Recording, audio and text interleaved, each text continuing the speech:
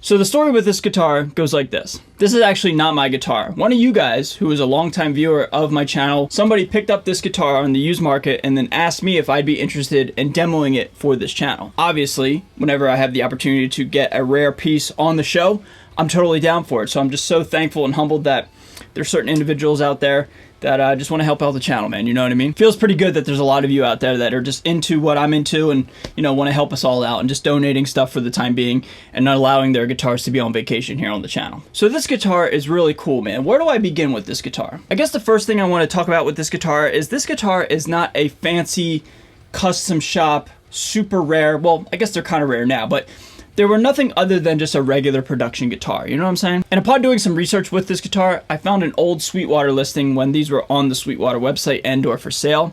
And this is gonna make you guys really, really sad. You ready for this? Back in 2011 and 2012, when these guitars were being made, these guitars were retailing on Sweetwater brand new for $1,389. In today's world, just over a decade later, this guitar would probably be about $3,000. We had it so good in 2011 and 2012 and we didn't even know it, you know what I mean?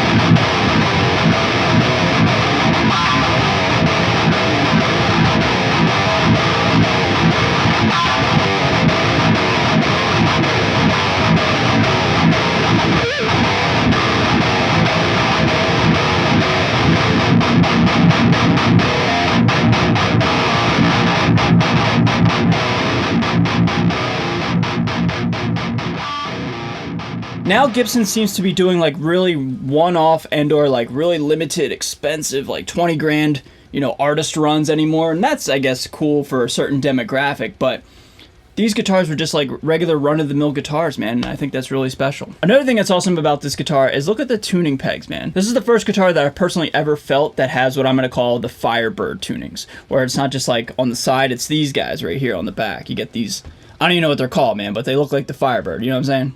And at first I was a little overwhelmed when trying to figure out how to, you know, operate this system because it is very unique to me personally. Like I was saying, first time I ever tried it.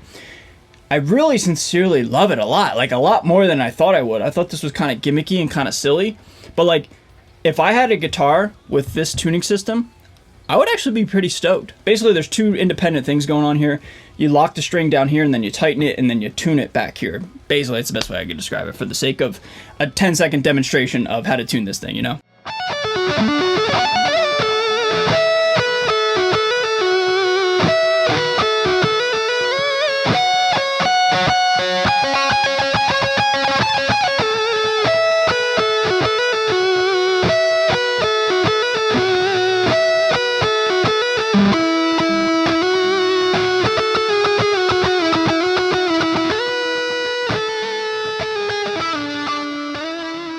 Another thing I love with this guitar, it came stock with 7-string EMG pickups. Yo, that's amazing, Gibson. That is like such a baller move. I love that so much. Because let's call it how it is, Joe Bonamassa probably wouldn't play this particular Gibson, right? No offense to anybody who likes that style of music or that genre, but that's not necessarily the genre of music that I like to create. I like to create metal, and this guitar is undoubtedly for metal. So like they were leaning into metal really, really hard back in 2011, 2012.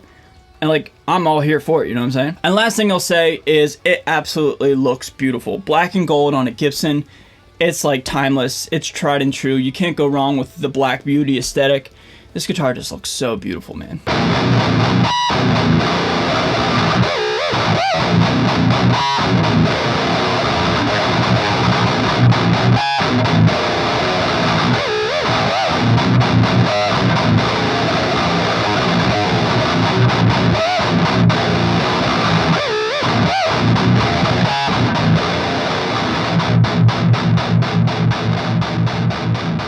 And one final little tidbit of information with this particular piece, it does suffer from the classic Gibson headstock break. But, you know, I've had a lot of guitars with headstock breaks, and ever since they broke, they like play better and they're like more in tune, and I don't have to worry about it anymore, you know what I mean? So it's like almost like a badge of honor. I don't know. I think this guitar is sincerely one of the coolest guitars that Gibson has ever made, and certainly one of the coolest Gibsons that I've ever had the opportunity to play. And now I want to dedicate one portion of this video right here, and I want to talk to the current CEO, that is Cesar, over at Gibson. If you in fact remake a 7-string Flying V that is equipped with EMGs and is designed for metal, I'm telling you, man, you will sell out of these things like nobody's business. These things will like be guitars of the year. I'm telling you, man. Not some limited edition relic Tom Murphy Lab artist run for 20 grand. Just a plain old stripped down regular production 7-string Flying V for 2,500 bucks, which I think is steep, but hey, just calling it how it is with the inflation and stuff. I'm telling you, these things will sell out like crazy. So if you want to do something cool for the metal guitar community, do this again. And I hear all the devil's advocate, oh, Gibson is not metal. Well, according to Dave Mustaine, it is now, right? Like, they're leaning into the metal genre super heavily with Adam Jones, with Dave Mustaine, with Kirk Hammett. Dude, keep going. This is so rad. We need more of this stuff. So everybody, that's going to do it for this video, man. I just want to say a huge shout out to the gentleman who sent this in. I got to get it back to him on his merry way, because this is, like I said, on vacation and it's not mine. But I want to thank you, yes, you, for watching home. Thanks for always just being so good to me and so kind to me. Again, be sure to subscribe if you haven't done so. I'm out of here. Y'all stay safe, stay healthy, stay metal. See you guys next time. Later.